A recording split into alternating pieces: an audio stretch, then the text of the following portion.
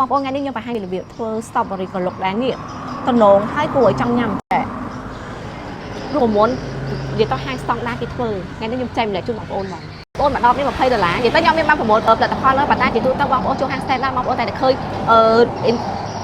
ម៉ាក់យីហោហ្នឹងឯងត្រូវអត់អញ្ចឹងសម្រាប់ហាងខ្ញុំក៏ផលហ្នឹងដែរអញ្ចឹងថ្ងៃនេះខ្ញុំបង្ហាញពីរូបមន្តស្តង់ដារហាងធំៗតែនេះធ្វើឲ្យហាងខ្ញុំក៏លក់ប្រភេទហ្នឹងដែរហើយបងប្អូនសង្កេតហាងខ្ញុំមកប្រភេទក្រឡុកចឹងខ្ញុំលក់តែ$8000រៀលទេបងប្អូនជឿអត់ថាខ្ញុំលក់ភេសជ្ជៈហ្នឹងគឺខ្ញុំលក់ចំណេញតិចមែនតើអាចថាអត់ចំណេញសោះប៉ុន្តែហេតុអីខ្ញុំនៅតែលក់ពួកអីយើងត្រូវតែលក់គ្រប់ប្រភេទទៅបីចំណេញតិចទៅក៏យើងត្រូវតែមានដែរទី1គឺខ្ញុំលក់ដោយបែបគុណភាពខ្ញុំចង់ឲ្យបងប្អូនគាត់ញ៉ាំទៅដោយវាថា ingredient ល្អញ៉ាំទៅមានសុខភាពដូចតំណចិត្តញ៉ាំហើយគាត់ចង់ញ៉ាំទៀតហើយសម្រាប់តម្លៃសេតនេះគឺខ្ញុំសេតទៅតាមសង្ឃថា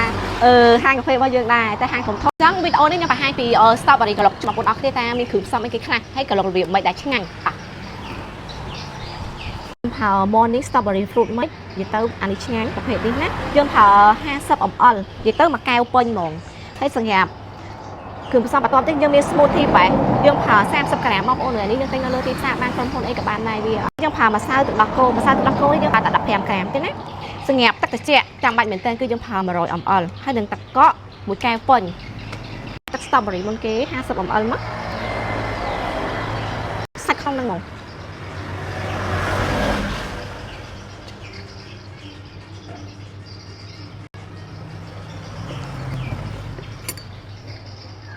បងប្អូននិយាយទៅក្លិននេះក្លិន strawberry ធម្មជាតិហ្មងណាចឹងយើងចាក់ចូលវាមុនគេមក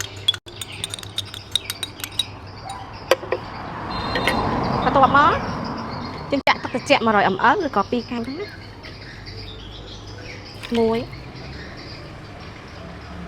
ខេចុះគ្រឿងផ្សំផ្សេងៗយើងចាក់ចូលទៅអស់មកម្សៅទឹកដោះគោ15ក្រាមចាក់ចូល smoothie base 30ក្រាមចាក់ចូលដូចគ្នា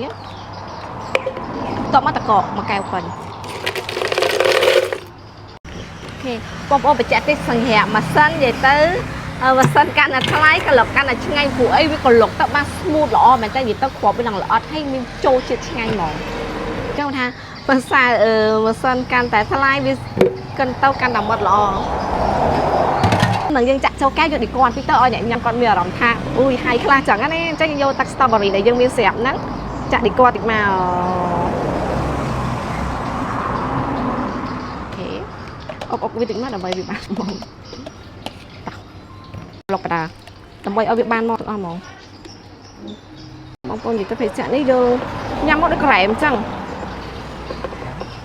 អូខេបងប្អូនឃើញអត់ពេលដែលយកឌីគាត់ទៅមកទៅគួរឲ្យចង់ញ៉ាំហ្មងតោះតិចខ្ញុំញ៉ាំឲ្យមើល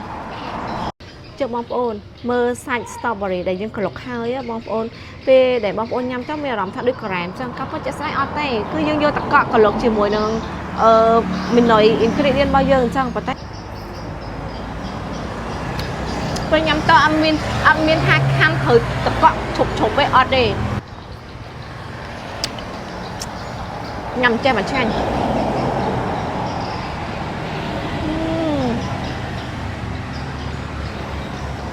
អូពេលញ៉ាំទៅយើងក្លិន strawberry របៀបដូចយើងកំពុងនៅក្នុងចង្ការ strawberry អញ្ចឹងឆ្ងាញ់មែននិយាយទៅមិនថាតែកូនក្មេងទេចូលចិត្តប្រភេទភេសជ្ជៈក្រឡុកសូម្បីតែខ្ញុំជាអ្នកលក់ក៏ខ្ញុំចូលចិត្តភេទក្រឡុកចឹងដែរនិយាយទៅវាញ៉ាំទៅវាឆ្ងាញ់ហ្មងជាពិសេសមេក្តៅអីដាក់ទៅចាក់ដល់បេះដូង